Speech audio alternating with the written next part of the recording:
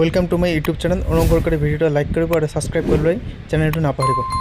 तो আজি আমি পঢ়িম কেনেকৈ বাক্য এটাৰ পৰা সাবজেক্ট আৰু অবজেক্ট বাহিৰ কৰিম।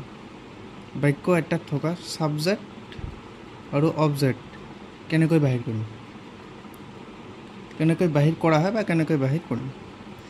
মই ধৰি লোৱা এটা বাক্য লিখিছোঁ, ইয়াৰ পৰা আমি কেনেকৈ কি টেকনিক ইউজ কৰি আমি ইয়াৰ পৰা সাবজেক্ট অবজেক্ট বাহিৰ কৰিম, কি টেকনিক ইউজ কৰি এই টেকনিকটো আজি মই আপোনালোকক শিকাম। ধৰি লওক মই এইটো বাক্য সেন্টেন্স লিখিছোঁ, এ পেন। আমি যদি সাবজেক্ট আৰু অবজেক্ট ধৰিব নোৱাৰা তেনেহ'লে ভয়েস চেঞ্জ কেনেকৈ কৰিম। কাৰণ ভয়েস চেঞ্জত সাবজেক্ট অবজেক্ট হয় আৰু অবজেক্ট আহি সাবজেক্ট হয়। আমি যদি সাবজেক্ট অবজেক্ট ধৰিব নোৱাৰা হয় তেনেহ'লে কেনেকৈ ভয়েস চেঞ্জ কৰিম। গতিকে আজি মই এইটোৱে শিকাম সাবজেক্ট আৰু অবজেক্ট কেনেকৈ বাহিৰ কৰে। তো এইটো হৈছে আমাৰ সেন্টেন্স। ইয়াৰ পৰা মই ধৰিছোঁ যে এইটো সাবজেক্ট, এইটো অবজেক্ট হয়, এইটো অবজেক্ট, কিন্তু কেনেকৈ আজি এই টেকনিকটোৱে মই আপোনালোকক শিকাম। তো দেখা তো ট্ৰিক নাম্বাৰ 1 লৈ আহিছোঁ।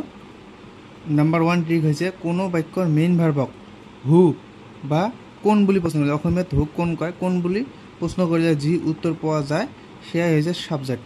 ধৰি লোৱা মই সেই সেন্টেন্সটো লিখিম, আগত যেটা লিখিছোঁ হি গেভ মি পেন।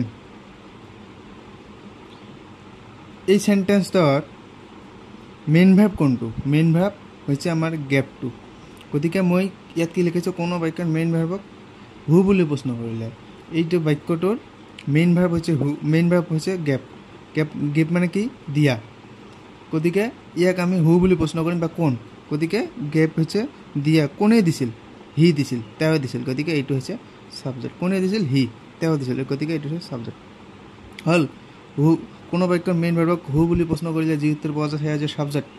এতিয়া আমি অবজেক্ট উলিওৱা নিয়মটো। গতিকে ট্ৰিক নাম্বাৰ 2 হৈছে বাক্য এটাৰ মেইন ভাৰ্বক হোৱাট বা হুম, হোৱাট বা হুম বুলি প্ৰশ্ন কৰিলে যি উত্তৰ পোৱা যায় সেয়া হৈছে অবজেক্ট।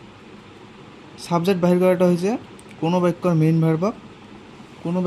ভাৰ্বক হু বুলি প্ৰশ্ন কৰিলে, হু বুলি প্ৰশ্ন কৰিলে যি উত্তৰ পোৱা যায় সেয়া হৈছে সাবজেক্ট। আৰু হোৱাট আৰু হুম বুলি প্ৰশ্ন কৰিলে সেই মেইন ভাৰ্বক হোৱাট আৰু হুম বুলি প্ৰশ্ন কৰিলে যি উত্তৰ পোৱা যায় সেয়া হৈছে অবজেক্ট। গতিকে আমি এক্সাম্পল দেখিম। Example number 1। এক নম্বৰ এক্সাম্পল দিছোঁ মই। ধৰি লোৱা কি লিখিম হি ফিনিশ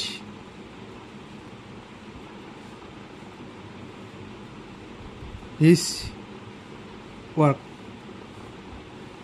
ইয়াত আমি এইটো হৈছে মেইন ভাৰ্ব ফিনিশ।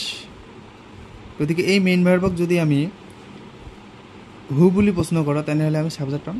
আমি ফাৰ্ষ্ট আমাৰ ট্ৰিকটো পাইছোঁ, মই ইয়াত দেখুৱাম। কোনো বাক্যৰ মেইন ভাৰ্বক হু বুলি প্ৰশ্ন কৰিলে যি উত্তৰ পোৱা যায় সেয়া হৈছে সাবজেক্ট। গতিকে আমি এই সেন্টেন্সটাৰ মেইন ভাৰ্বক হু বুলি প্ৰশ্ন কৰিম। কোনে?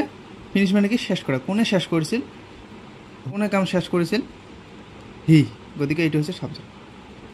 তাৰপিছত আমি ছেকেণ্ড নাম্বাৰ ট্ৰিকটো পঢ়িম, তাৰপিছত আমি এনচাৰ বেৰ কৰিম। বাক্য এটাৰ মেইন ভাৰ্বক হোৱাট বা হুম বুলি প্ৰশ্ন কৰিলে যি উত্তৰ পোৱা যায় সেয়া হৈছে অবজেক্ট। গতিকে আমি মেইন ভাৰ্বক হোৱাট আৰু হুম বুলি প্ৰশ্ন কৰিম। মেইন ভাৰ্ব হৈছে কি? ফিনিশ। গতিকে প্ৰথমে আমি হোৱাট দি ইয়াক প্ৰশ্ন কৰিম। হোৱাট কি ফিনিছ কৰিছিল? ৱৰ্ক, কাম ফিনিছ কৰিছিল। গতিকে এইটো হৈছে কাম ফিনিছ কৰিছিল। গতিকে এইটো হৈছে অবজেক্ট। এইটো হৈছে অবজেক্ট। ইয়াত হুম বুলি কৰাৰ দৰকাৰ নাই, কাৰণ ইয়াত আমি হোৱাটেদি পাইছোঁ। গতিকে হুমৰ দৰকাৰ নাই। আৰু এটা এক্সাম্পল দিছোঁ। এক্সাম্পল কি দিম ধৰিলে মই নিজে দিম। আই প্লে ফুটবল। ইয়াত মেইন ভাৰ্ব হৈছে এইটো। গতিকে আমি সাবজেক্ট পাবৰ কাৰণে মেইন ভাৰ্বক হু বুলি প্ৰশ্ন কৰিম। পেলে মানে কি? খেলা। কোনে খেলিছিল?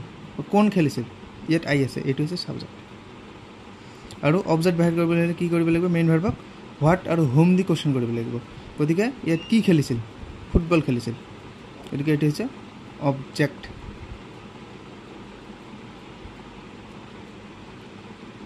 আৰু এটা উদাহৰণ দিছোঁ মই। প্ৰথমৰ উদাহৰণটো দিছোঁ, তাত আমি অবজেক্ট বাহিৰ কৰা নাই, অকল সাবজেক্ট বাহিৰ কৰিছোঁ। প্ৰথমটো দিছোঁ, প্ৰথমটো হৈছে কি আছিল, he gave me pen. Okay, এই পেন দিওঁ, এই পেন মানে এটা কলম। ইয়াত আছে গেপ মানে দিয়া, গিভ গেপ গিভেন। তো ইয়াত আমি মেইন ভাৰ্বক হু বুলি প্ৰশ্ন কৰিম। কোনে দিছিল, হি, এটা হৈছে সাবজেক্ট। কি দিছিল, হোৱাট মানে কি দিছিল, পেন, এটা হৈছে অবজেক্ট। হুম, হোৱাট আৰু হুম দি কুৱেশ্যন কৰিব লাগিছিল। চ' অবজেক্ট বাহিৰ কৰিবলৈ হ'লে যে হোৱাট আৰু হুম বুলি প্ৰশ্ন কৰিলে যিটোৰ পোৱা যায় সেয়া হৈছে অবজেক্ট। গতিকে আমি হুম বুলিয়ে প্ৰশ্ন কৰিম। Hmm he gave me a pen. তো কাক, হুম মানে হৈছে কাক, তেওঁ কাক গিফ্ট দিছিল, মোক দিছিল, মি আছে ইয়াত। গতিকে এইটো হৈছে অবজেক্ট, এই দুটা অবজেক্ট। আৰু এটা উদাহৰণ আছে, চিম্পুল উদাহৰণ নম্বৰ 4, আই ন' ইউ। ইয়াত মেইন ভাৰ্ব হৈছে এইটো ন' মানে জানা বা জনা। ইয়াত আমি হু বুলি প্ৰশ্ন কৰিম। ন' মানে কোনে জানিছিল, আই ন' ইউ, মই তেওঁক জানিছিলোঁ, কোনে জানিছিল, আই। গতিকে হৈছে ছাবজেক্ট। ইউ, ইয়াত হোৱাট বুলি প্ৰশ্ন কৰিলে একো নহ'ব, কাৰণ ইয়াত কি বুলি কোনো কথাই নাই ইয়াত। গতিকে হুম বুলি প্ৰশ্ন কৰিব লাগিব।